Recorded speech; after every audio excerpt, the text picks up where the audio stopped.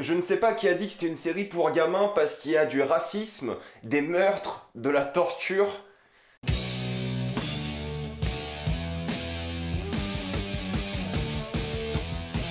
Dark Crystal, le temps de la résistance. Comme d'habitude, ce qui a été indiqué dans le titre de la vidéo, il n'y a pas d'expérience, on va être tranquille, après on va tout spoiler. Dark Crystal est l'histoire du cristal qui commence de plus en plus à détruire le monde à cause de l'utilisation nocive des Skeksis. Skeksis, race dominant le monde de manière autoritaire, et c'est là que les Gelflings vont se réveiller pour les résister. La série Dark Crystal est une préquelle au film Dark Crystal de Jim Henson des années 80. Pour ceux qui n'ont pas vu le film, au fait, je ne vous le recommande pas non plus parce que c'est la fin de cette série. En tout cas, c'est la fin des prochaines saisons de cette série. Donc si vous ne voulez pas vous spoiler la fin, je vous conseille donc de ne pas regarder le film. Et en plus de ça, moi j'ai regardé le film juste avant de commencer la série. Et honnêtement, je n'ai pas du tout aimé ce film. Parce que à l'époque, les marionnettes n'étaient pas bien faites du tout. Pour l'époque, c'était bien, mais pour nous, maintenant, ça a tellement mal vieilli. C'est un film qui est tellement long et chiant. Enfin, moi, j'ai trouvé que c'était un film qui était juste pour gamins, mais affreusement chiant, quoi. Après, je suis pas l'audience pour le film non plus, certes, mais j'ai trouvé chiant quand même. Et au fait, j'avais peur de mater Dark Crystal parce que si je trouvais le film chiant, je me suis dit j'allais trouver la série chiante aussi, et alors là, pas du tout. Pour ceux qui le savent pas, c'est une série qui est faite donc comme le film avec des marionnettes. Ce n'est pas de l'animation, c'est du live action, mais c'est du live action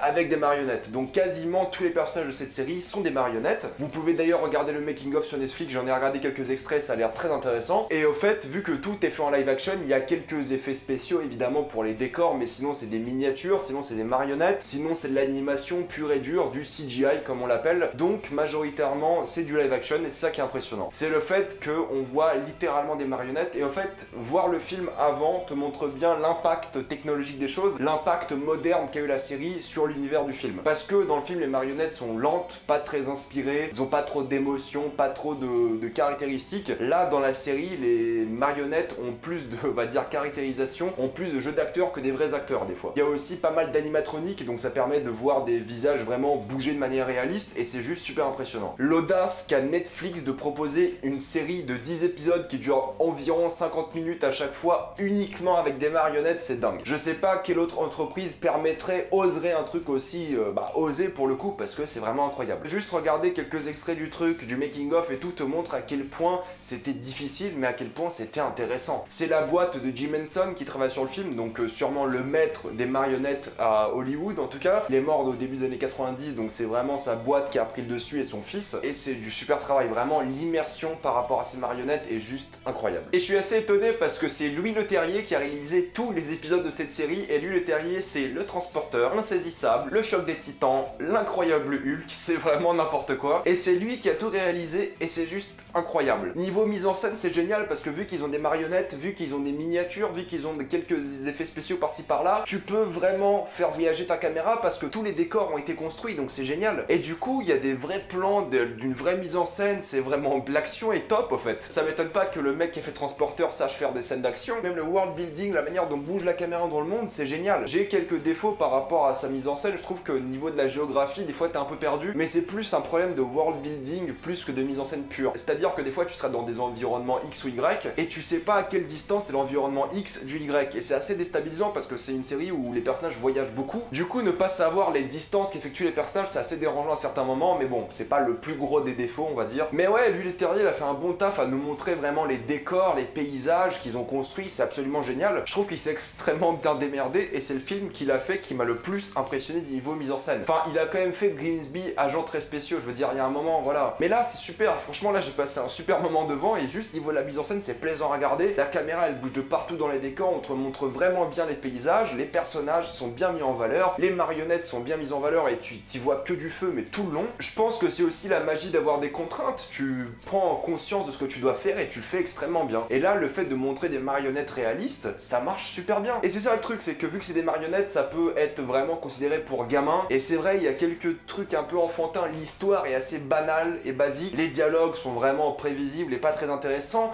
mais bordel, c'est un univers de fantasy tellement riche, c'est l'une des séries de fantasy les plus riches que j'ai vues de ma vie, c'est incroyable. Il y a énormément d'environnements différents, il y a énormément de personnages différents, il y a un lore qui est littéralement construit dans cette série, ceux qui ont vu la série comprennent la blague, mais de manière générale, il y a un vrai univers qui est bâti, il y a plein d'animaux, de bestioles, de créatures, il y a des clans, il y a de la politique, il y a du racisme, il y a des génocides, enfin c'est le bordel. Donc dire que c'est pour les gamins, je trouve ça un peu traître, peut-être pour des adolescents, mais pour des gamins, je connais pas un seul gamin qui va mater cette série sans se chier dessus, hein, vraiment. Juste le design des Skeksis, il fait flipper, moi je suis un adulte et ça me fait peur. Et en plus il y a des araignées à un certain moment, c'est grave badant pour un gosse, il y a de la torture, il y a du racisme, wesh. C'est vraiment pas fait pour les gamins, et je peux comprendre que des gamins vont regarder ça, mais ils vont avoir peur. Je vous confirme à 100% qu'un gamin de 6 ans, il aura peur. Vraiment, là c'est les marionnettes de l'enfer, c'est pas possible. En tout cas, si vous êtes un adulte et si les Skeksis ne vous font pas peur, c'est un pur plaisir cette série. Il y a un peu quelques longueurs je trouve, parce qu'il y a 10 épisodes, je pense que ça n'aurait pas été problématique d'avoir des épisodes de 20 minutes, puis des épisodes de 50 minutes. Il y a des séries qui le font et ils le font très bien. J'aime pas vraiment cette norme de se dire que cet épisode il doit durer 40 minutes. Je sais que c'est plus pratique pour écrire un scénario, pour vraiment la production, mais de manière générale, une série qui fait genre 45, 50, 25 me dérange pas du tout. Et là, je trouve que quelques épisodes ont été rallongés juste pour arriver aux 45 minutes, et c'est un peu dommage, mais sinon de manière générale, mis à part quelques longueurs, mis à part ce scénario un peu basique, mis à part quelques dialogues un peu enfantins, c'est une série assez profonde thématiquement. Quand ça parle de racisme, tu dis putain c'est des marionnettes qui parlent de racisme, c'est des marionnettes racistes, enfin c'est pas normal. Tu t'immerges complètement dans ce monde mais fantastique, c'est juste génial à voir, c'est très beau à regarder, et chaque épisode il rajoute des nouveaux éléments d'univers étendu. À chaque épisode t'as un nouveau personnage, une nouvelle créature, un nouveau environnement, c'est dingue, ça ne s'arrête jamais. Et même les épisodes où tu reviens dans des décors que t'as déjà visités, il y a un twist par rapport à ça et c'est génial. Et c'est l'amour du détail qui est vraiment appréciable dans cette série, c'est qu'à un moment il y a un personnage qui se réveille et c'est une marionnette, ça s'appelle un podling qui genre se fait à manger, qui se coiffe, et c'est tellement attachant de voir ça. C'est tellement un univers qui est construit, tu vois, genre la vie de ces gens-là, tu vois vraiment leurs problèmes, tu vois vraiment le monde dans lequel ils existent, et c'est génial. Ils ont fait cette série avec tellement d'amour que juste pour ça faut la conseiller. Je peux comprendre que c'est bizarre au début, parce que c'est des marionnettes, parce que ça peut être déstabilisant, je comprends, mais bordel, si t'oublies que c'est des marionnettes, t'as une série de fantasy qui est juste géniale. Elle est pas parfaite, mais elle est juste géniale, parce que t'es attaché aux personnages, tu comprends leurs problèmes, tu comprends leur motivation, ils ont des qualités, des défauts, ils sont bien écrits, tu t'attaches autant à Skeksis qu'au Gelfling, bon, c'est compliqué à dire et ça me saoule, mais c'est vraiment super attachant et juste, enfin, t'as pas envie que ça s'arrête. Même s'il y a des longueurs, t'as pas envie que ça s'arrête parce que l'univers est tellement magique, est tellement beau, c'est de la light fantasy, évidemment, mais putain, c'est beau à voir quoi. Et le fait de savoir qu'il s'est passé derrière cette série, ça renforce vraiment la qualité de la série. Je dis pas que c'est la meilleure série de l'année, mais c'est tellement différent de ce que tu vois d'habitude que ça mérite d'être recommandé, bordel. En plus de ça, il y a une vraie cohérence du monde, c'est-à-dire qu'il y a quasiment pas de technologie, et la technologie est vue comme un aspect assez brutal de la série, mais de l'autre côté, tout ce qui est vraiment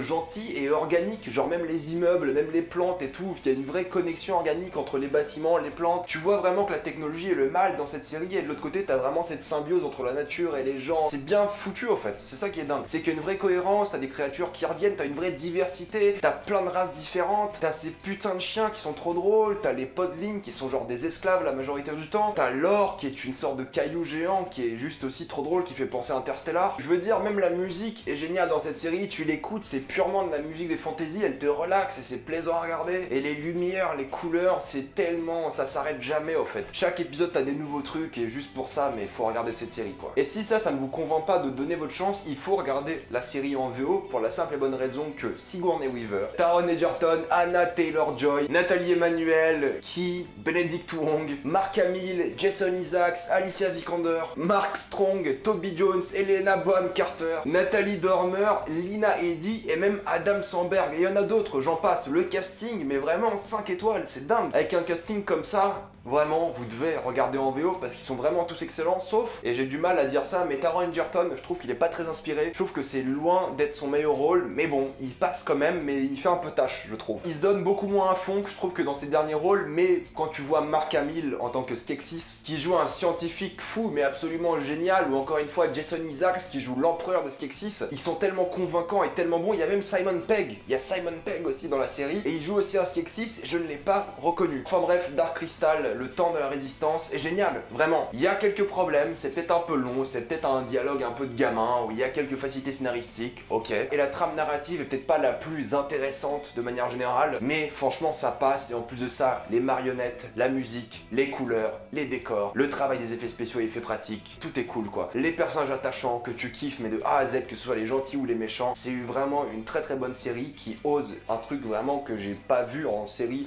de ma vie, mais que j'ai vu dans des films comme Dark Crystal ou Labyrinthe par exemple. Mais là en tant que série, tenir ça sur 10 heures, c'est incroyable. J'espère qu'il y aura une deuxième saison de Dark Crystal, même si elle prend 2 ans pour faire des nouvelles marionnettes, prendre son temps, ok, mais prenez votre temps et faites une bonne putain de saison de Dark Crystal parce que la série le mérite. Avant de passer en spoiler, pensez à vous abonner à la chaîne pour plus de vidéos. Mettez un j'aime et partagez cette vidéo, ça aide beaucoup la chaîne. Si vous aimez la chaîne, pensez à la soutenir gratuitement grâce au lien dans la description et dans le commentaire épinglé. Vous regardez une petite pub et moi ça me fait un peu d'argent. Suivez-moi sur Instagram pour des critiques exclusives, suivez-moi sur Twitter pour toutes les news et on spoil.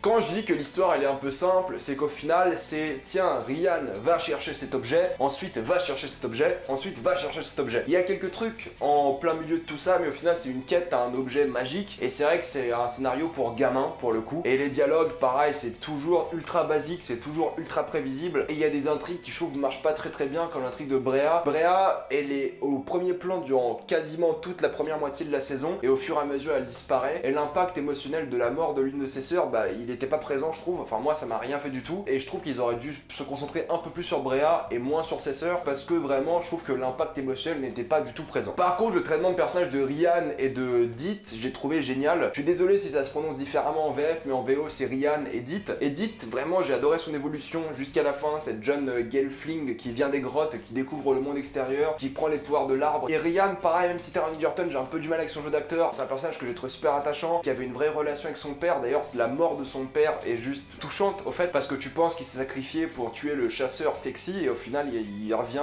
et il revient tout seul sans son père. Donc ouais, je trouve que l'intrigue de Ryan elle a bien marché, et à la fin que ce soit vraiment le héros qui décide de porter l'épée, je trouve ça très cool. Mais bon, moi c'est le jeu d'acteur qui m'a un peu dérangé. Et j'avoue que la bataille finale c'était un peu le bordel niveau mise en scène, tu comprenais ce qui se passait, mais il y avait trop de trucs qui se passaient en même temps, et il n'y avait pas une vraie structure narrative de la bataille. Je pense pas qu'il l'avait prévu comme une grosse bataille, mais au final quand ils se battent vraiment tous ensemble, t'es un peu perdu dans la géographie, tu sais pas où sont les Skeksis, où sont les Gelflings. Mais bon, il y a largement pire, évidemment, ça reste quand même assez agréable, mais les scènes d'action dans cette série étaient vraiment cool. Par exemple le Skeksis chasseur, moi je l'ai adoré, c'est le seul Skeksis qui bouge pas comme une merde, il est pas lent à souhait, et c'est le seul qui a vraiment une sorte d'histoire en plus avec un mystique, et donc un peu rattaché au Gelfling. Et le sacrifice de l'archer pour tuer le chasseur est génial, et le chasseur était vraiment imposant, il faisait vraiment peur, je trouve, c'était vraiment le Skeksis le plus menaçant, et ils ont fait un super taf là-dessus. Agra aussi, je l'ai adoré, cette maman poule des Gelflings qui essaie vraiment de protéger le cristal, mais elle fait vraiment le lien entre la terre, Tra, et le monde des Gelflings et des Skeksis et des mystiques, et c'est génial. C'est un peu une entité à part parce qu'elle fait partie d'aucune des autres races de ce qu'on a vu, et en même temps elle fait un peu divinité mais vulnérable, et c'est très cool à voir. Agra, je l'ai vraiment adoré, je trouve qu'elle était vraiment géniale, et j'ai adoré suivre son évolution et son parcours durant toute cette saison. Je pense que pour la prochaine saison elle va envoyer du très lourd. Gros big up à Lore qui m'a vraiment fait penser au robot d'Interstellar pour le coup, comme je l'ai dit juste avant. C'est juste un rocher qui aide les gens quoi. Qu'est-ce qu'il n'y a pas à adorer là-dedans? Merci Lore, t'es le meilleur. Chez Skeksis, j'ai vraiment adoré l'empereur interprété par Jason Isaacs, je l'ai vraiment trouvé menaçant, et j'ai beaucoup aimé la raison qu'il donne pour être méchant au final. C'est une réplique dans l'épisode 10, mais il parle au général et il lui dit: est-ce que tu te rappelles de notre vie avant? Et le général répond: oui, c'était une vie de cauchemar. Et là tu comprends que les Skeksis ils veulent pas revivre ce qu'ils ont vécu avant, et ils veulent vivre quoi qu'il arrive. Et là tu comprends vraiment les motivations. Si tu dis que tu meurs et tu vas vivre un cauchemar éternel, forcément t'as envie de vivre. Et là juste avec cette phrase là, bah ça donne vraiment de la perspective aux Skeksis, et l'empereur tu le comprends totalement. Et en plus de ça, l'empereur, quand t'as vu le film, je ne spoilerai pas le film, mais il est encore plus intéressant. Pareil pour le Chamberlain, Simon Pegg il est tellement surnois dans ce rôle là, il est génial quoi. Encore une fois, quand tu connais le film c'est assez intéressant. Par contre concernant le général, quand tu connais le film,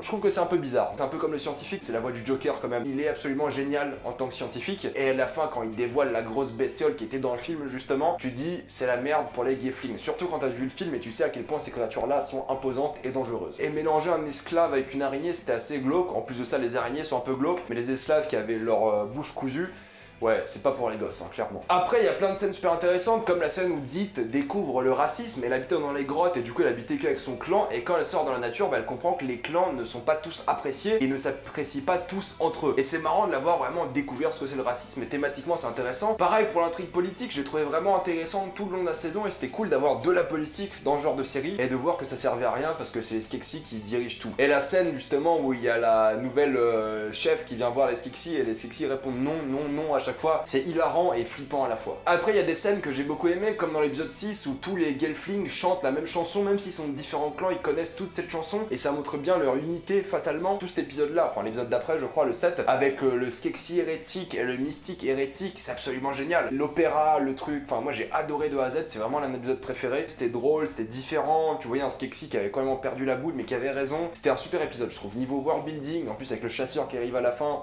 superbe. Et à la fin tu vois le fameux éclat de cristal, pour ceux qui connaissent le film, vous savez à quoi ça sert, pour les autres vous verrez, mais ça promet de bonnes choses, et je pense que cette série peut faire genre, on va dire 2-3 saisons vraiment correctement, et je pense que ça sera assez pour se rattacher au film et aller là où il faut quoi. Mais j'ai vraiment hâte de voir la suite. Avez-vous vu Dark Crystal, le temps de la résistance? Avez-vous adoré, détesté tout ça? Dans les commentaires. Pensez à vous abonner à la chaîne pour plus de vidéos, mettez un j'aime et partagez cette vidéo, ça aide beaucoup la chaîne. Si vous aimez la chaîne, pensez à la soutenir gratuitement grâce au lien dans la description et dans le commentaire épinglé, vous regardez une petite pub et moi ça me fait un peu d'argent. Suivez-moi sur Instagram pour des critiques exclusives, suivez-moi sur Twitter pour toutes les news, et salut à tous.